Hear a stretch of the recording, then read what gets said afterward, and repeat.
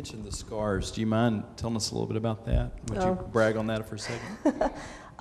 Amy Jordan came to me one day and said, my mom's been knitting scarves, and I have over 100, probably close to 150. Can you use them for the coats? And we said, sure. And so we had big boxes of scarves of all shapes and colors and sizes. And so we just saved them, and after we got all the coats up, some of the women, Katie was one of them, and several of the others took the scarves and matched them to the coats so that it made a beautiful, and it was really funny because, we had these coats which we thought looked pretty good, and they put the scarf on them, and every person in there went, oh, whoa, it was like, it really dressed it up. It made it pretty neat. Now, it was a neat touch. When you said every person, you meant all the women, right? Yeah. Sorry, that's true. I might have. I wasn't there. Yeah, it was the women. It was the women who said that. And then the other thing that we did that was really neat was when Mom got well enough and it was clear that I needed to do something quickly. It was the night of the 39ers meeting in September, and it was the last time they were going to meet for a long time, and I knew I needed their help. So I busted into their meeting as they're finishing dinner and asked permission to talk.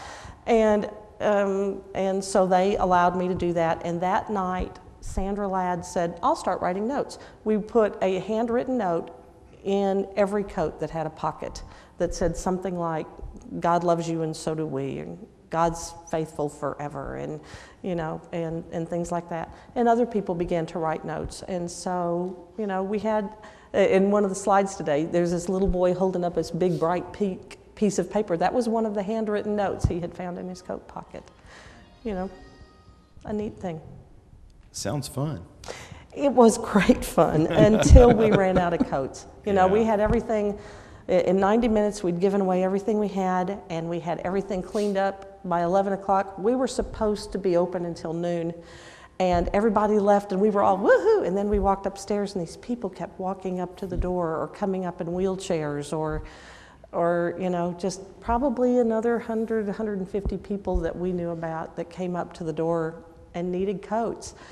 And so next year, we're not shooting for 1,000, we're shooting for a whole lot more than that. That's great.